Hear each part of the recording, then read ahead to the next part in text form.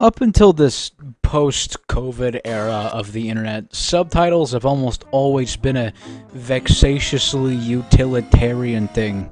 They were always something that streaming and video platforms had because it was mandatory, either for the hearing impaired or for the language barrier, but now if you browse the internet frequently and or watch short-form content, you'll see them everywhere. And honestly, it just really sucks. Hi, my name is Dip. Now, I'm assuming that most of you can, in fact, see the bottom of the video, and God forbid you've seen any of the content on Dippy147, so please feel free to call me a hypocrite and crucify me in the comments, but if you'll take a second, I'd like for you to hear me out.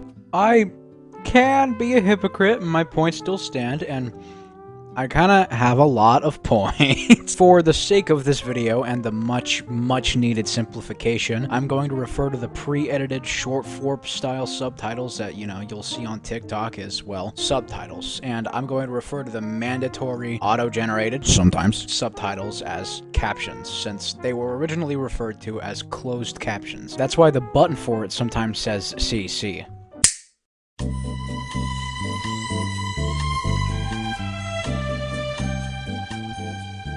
If you'd take a moment, I think discussing the origin of subtitles will be a big help in addressing my points as to why they suck and provide some possible context for the topics ahead. I think it all really started in the early 1900s when silent motion pictures were still kicking ass, when films and movies were in their infancy. Due to the lack of audio, the only way to have or convey dumps of information was to put text on the screen.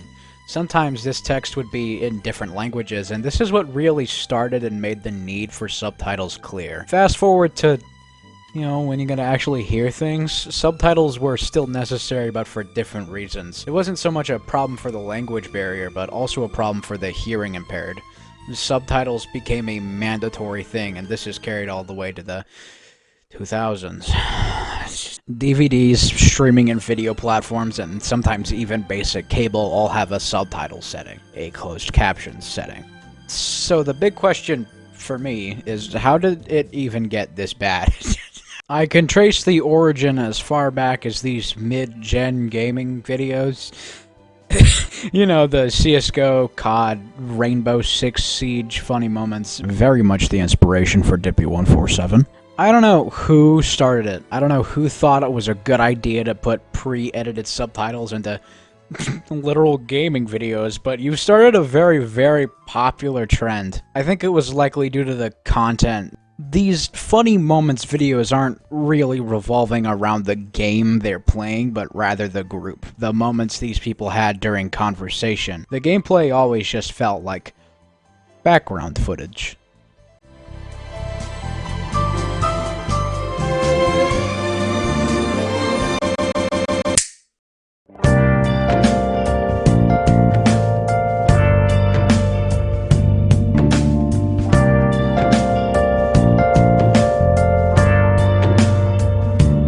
With the probably rise of popularity in these gaming subtitles, YouTubers as large as MrBeast have contributed to the trend by adopting, these fucking unnecessary lines of text we hate now. And along with that came the widespread use of such. People began pre-editing subtitles into normal-ass videos. TikToks, stand-up comedy, movie clips, other short-form unpleasantries. Hell, I've even heard that someone puts subtitles in their video essays.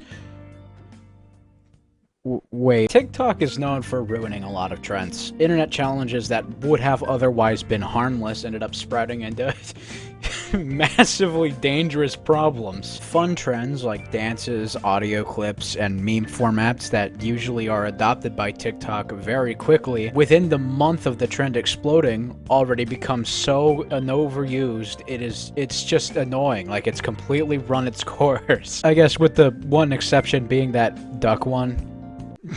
Those ones are, please keep making those, they're so funny. When the widespread use of subtitles became noticeable and you couldn't scroll through more than 2 videos without seeing them, it should have died off not long after that. And it hasn't. And I think I know why. Remember what I said in the last chapter about the actual gameplay and gaming videos just being background footage? That has been a thing for far, far longer than these overused subtitles ever have. I think it truly reached its peak in, I don't know if I'd say popularity, but in noticeability during the Leafy is Here type bullying commentary video days, you know, when they would put CSGO Surf over the audio of some guy talking about the latest viral Karen video. That was common practice back then. Of course, short-form content adopted this said gaming background footage long before COVID, and it's been around for so long that people haven't really recognized it as a trend, and I don't even think it was, like, thought of as a trend when it started. Now, it's common practice to put, you know, Minecraft parkour or Subway Surfers gameplay under virtually everything.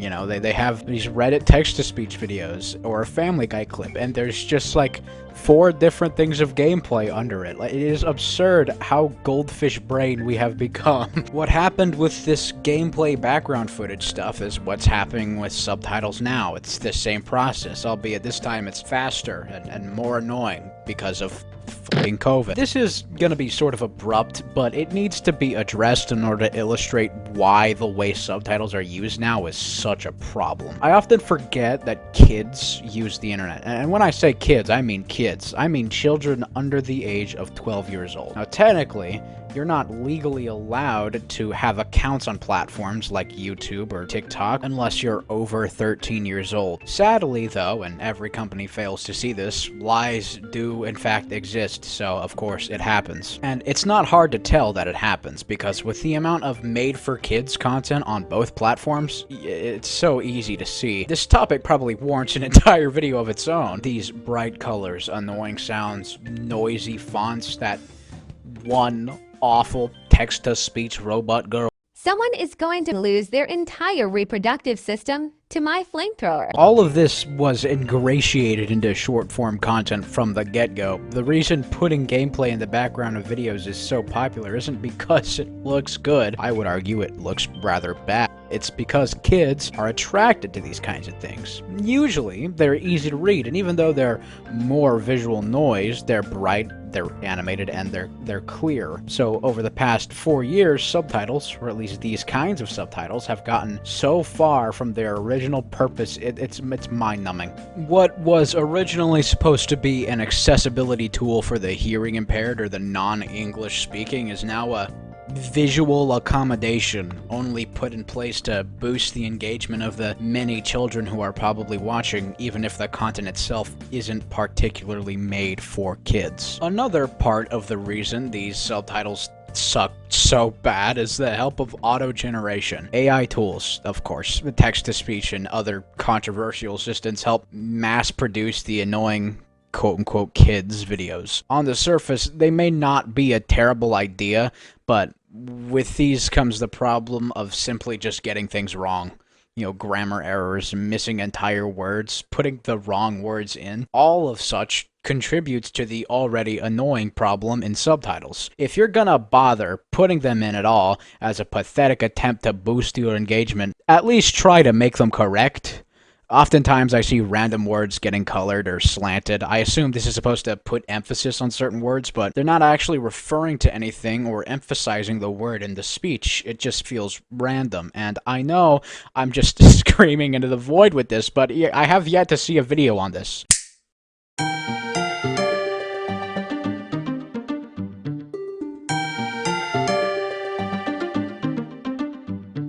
HBO's captions are written by actual people. I think. I don't know. It's hard to tell. From my knowledge, there are entire businesses, or companies that offer captioning services. Essentially, you just pay a couple of dudes to write the captions for something, either a movie or TV show or what have you. The problem with this is that unlike other streaming platforms, HBO hires multiple different captioning providers, each with their own style and opinions on what captions should look like. Sometimes they move around the screen, sometimes they're fixed to one position, sometimes they caption onomatopoeia by using parentheses, sometimes they literally just write the word sound effect in the text. All of this is annoying, but still acceptable, as usually the words and grammar are accurate to what's being said in the audio. Although, This is not always the case. Lazy captioners will just skip out on entire sentences because it's not really necessary information. With the TikTok subtitles, I'd say this is acceptable, but not here. This is a movie. This is a TV show. This was directed and written by multiple people. Even if it's not necessary, it's intended to be heard, and therefore should be captioned the way it was said. A good example of this happening is with Full Metal Jacket, a movie that HBO has sometimes.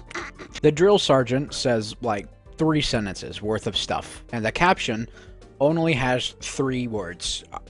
Are we cavemen? What the hell is this? Disney Plus's captions are easier because while they might not be captioned by the same provider, they're always fixed to one position. Now, with that being said, I would still rather watch the movie with captions off because they're so fucking far apart. Like, they're split up so much, it is just jarring to look at. I'm sure we're all familiar with YouTube's closed captions. Unsurprisingly, they suck.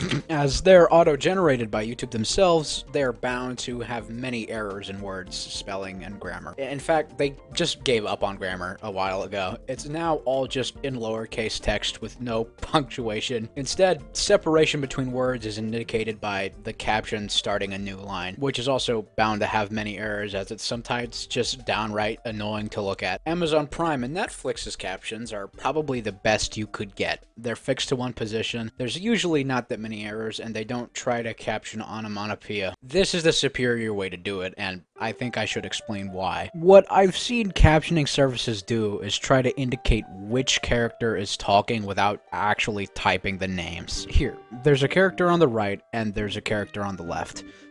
If left is talking, then the caption will be on the left. If right is talking, then caption is on the right. In hindsight, this is a great idea, but if there's other visual noise going on, then it's annoying to have to glance around the screen for the caption. It's even worse when they reasonlessly move the caption around the screen even when there's just one character that isn't moving. In the words of my uncle, subtitles and captions don't look good. Modifications that seem like they'd be a good idea are made ineffective by contributing to the shit happening on screen. They're eternally utilitarian. But I mean, like, come on, we gotta try a little.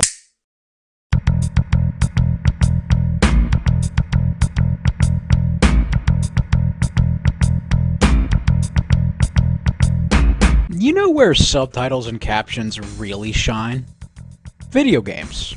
Yes, video games, a form of media that has arguably more visual noise than any TikTok or movie. Most video games refer to their subtitles as subtitles, but regarding the video, I am going to still refer to them as captions. Just like movies, video games didn't always have voice acting. There was sound, yes, but no cutscenes, no mocap animations. The most of voice acting you got was the sound your character makes when they die. RIP Roblox's oof. Information was just conveyed in dialogue boxes, lines of text with easy-to-read images of the characters. When it comes to video games, there's already an amount of visual noise on the screen that you have to focus on. It's just the nature of it. Thus, the captions are forced into being clean, easy to read, and fixed to one position. Another big plus is that captions usually have to match the aesthetic of the game. Modern and futuristic games have to have modern and futuristic-ish captions. Red Dead Redemption 2, a Western game, has some of the best captions I've seen. The UI is made up of this splotchy paint-like aesthetic, and to match that,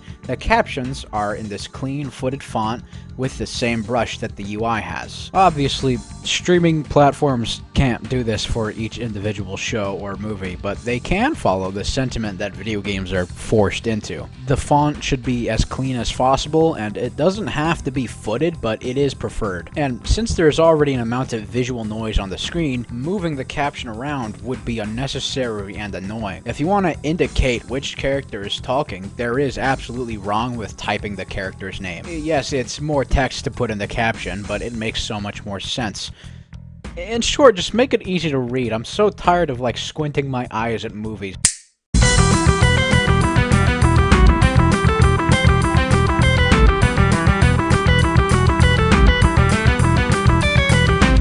Yeah, these TikTok-style subtitles are annoying and puny. You can still make them look good, and I would like to think that I achieved this on Dippy147. Each person or character in your video should have a designated subtitle color. Don't color in random words, it just clashes with everything else on screen. I put a lot of emphasis on this when it comes to Dippy147. Each person who's featured more than twice gets their own exclusive color. I have an entire rainbow for the people that participate. Here, because it's obviously less professional than movies and games, you can have fun with the effects of the subtitles because it's supposed to just be a visual accommodation. When it makes sense, yes, please slant emphasized words and or put effects on them. But only do it when it makes sense. If you're gonna be a lazy idiot and auto-generate the subtitles, at least review the video first so there aren't random effects. The greatest problem with these subtitles, at least for me, is easily the font. In my personal opinion, lowercase looks better than uppercase. It's easier to read, even in the more confusing fonts. If you're trying to appeal to kids, you can do that without this pathetic Mr. Beast font. I can't be the only one who thinks it looks awful. You can't type in lowercase. All around just makes trying to read things worse. I mean, hey, if all goes to hell, you can just use Comic Sans. You don't have to properly capitalize it. So long as it isn't jarring or annoying, you can type in all lowercase. That's okay.